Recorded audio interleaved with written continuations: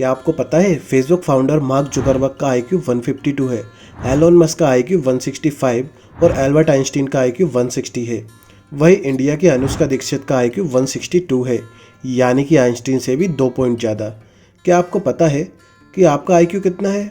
शायद नहीं। तो आज की इस वीडियो में हम आपको बताएंगे कि आखिर आप अपना आईक्यू कैसे कैलकुलेट कर सकते हैं। अगर आप भी अपना आईक्यू जानना चाहते हैं तो इस वीडियो को एंड तक देखकर सीख सकते हैं। तो आइए शुरू करते हैं आज का ये टॉपिक। लोग बाग कहते हैं कि इसका आईक्यू इतना कम है तो उसका आईक्यू इतना ज़्यादा है। ऐसा हमें हर रोज़ सुनने को मिलता है। आखिर कैसे कैलकुलेट कर सकते हैं हम अपना आईक्यू? आइए जानते हैं। आईक्यू कैसे कैलकुलेट करें उसे जानने से पहले ये बेसिक जान लेते हैं आईक्यू के बारे में। आईक्यू यानी कि इंटेलिजेंस कोशिएंट। आईक्यू का यूज़ होता है किसी भी इंसान की इंटेलिजेंस लेवल का पता करने के लिए। इससे पता कर सकते हैं कि एक इंसान कितना इंटेलिजेंट है और एक इंसान दूसरे इंसान से कितना कम स्मार्ट है। अर्ली 90s में आईक्यू का यूज़ लोगों में मेंटल रिटार्डेशन देखने के लिए यूज़ किया जाता था। इससे पता लगाया जाता था कि कोई इंसान मानसिक रूप से कितना कमज़ोर है। दोस्तों, बिनेट सिमन के टेस्ट के अनुसार जिस इंसान का आईक्यू 70 से नीचे होता है वो इंसान मेंटली रिटार्डेड कैटेगरी में आता है, यानी कि 70 आईक्यू एक बेंचमार्क माना गया है मेंटल रिटार्डेशन का। चलिए अब आपको बताते हैं कि आखिर कैसे आप अपना आईक्यू चेक कर सकते हैं। आईक्यू कैलकुलेट करने का फॉर्मूला काफ़ी सिंपल है, जो कि है MA/CA × 100, यानी कि MA का मतलब है मेंटल एज और CA का मतलब है क्रोनोलॉजिकल एज। अब आप सोच रहे होंगे कि मेंटल एज क्या है और ये क्रोनोलॉजिकल एज क्या है। मेंटल एज यानी अपने दिमाग की उम्र। आपने लोगों को कहते सुना होगा कि वो इंसान 25 साल का तो है लेकिन उसका दिमाग 6 साल के बच्चे के जैसा है।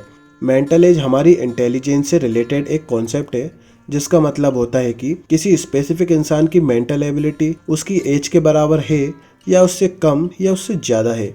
सिंपल वर्ड्स में समझा जाए तो वो एज जो आपसे एक्सपेक्ट करी जाती है, यानी कि अगर आप 16 साल के हैं तो आपसे एक्सपेक्ट किया जाएगा कि आपको वो सब पता हो जो एक 16 साल के बच्चे को पता होता है। ये होती है आपकी मेंटल एज। और क्रोनोलॉजिकल एज आपकी रियल एज होती है। आपके बर्थ के दिन से आज के दिन तक आप कितने एज के हैं वो होती है आपकी क्रोनोलॉजिकल एज। सो दोस्तों, फॉर्मूला है आईक्यू चेक करने का mental as upon chronological age × 100। For example, एक स्टूडेंट है जिसकी एज है 16 और वो सभी काम कर सकता है जो एक 16 साल का बच्चा कर सकता है। तो ऐसे स्टूडेंट का अगर हम आईक्यू निकालना चाहें तो मेंटल एज = 16, क्रॉनिकल एज = 16 × 100 हो जाएगा। इसका आंसर आएगा 100।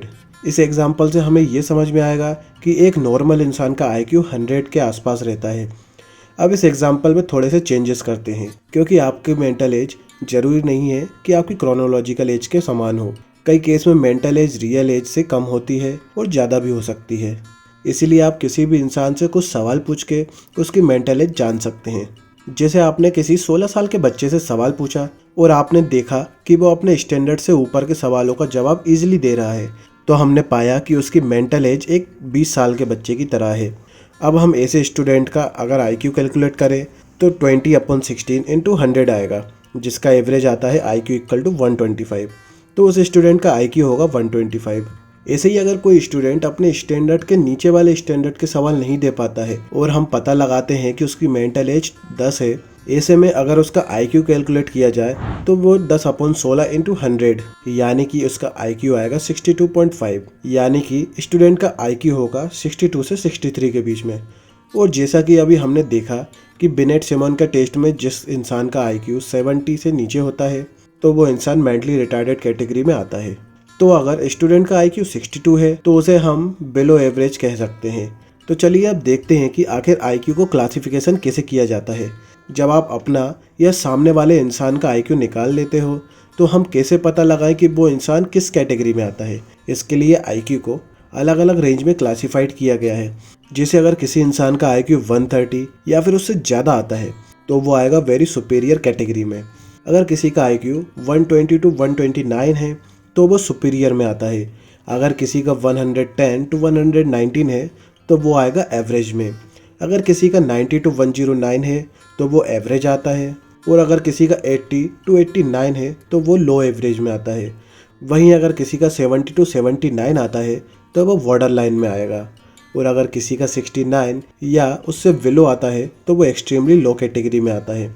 तो इस तरह हम पता कर सकते हैं कि हमारा आईक्यू कितना है और हम किस कैटेगरी में आते हैं।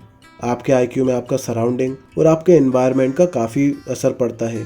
स्टडीज़ में देखा गया है कि factors like stress, socio economy, malnutrition और आपके एटीट्यूड का इम्पैक्ट सीधा आपके आईक्यू पर क्लियरली दिखाई देता है। और दोस्तों, आईक्यू चेक करने के लिए और भी काफ़ी सारे मेथड्स हैं। अगर आप उनके बारे में जानना चाहते हैं तो हमें कमेंट सेक्शन में ज़रूर बताइए। और अगर वीडियो अच्छी लगी हो तो लाइक करिए और चैनल को सब्सक्राइब करके हमें सपोर्ट कीजिए। Thank you for watching.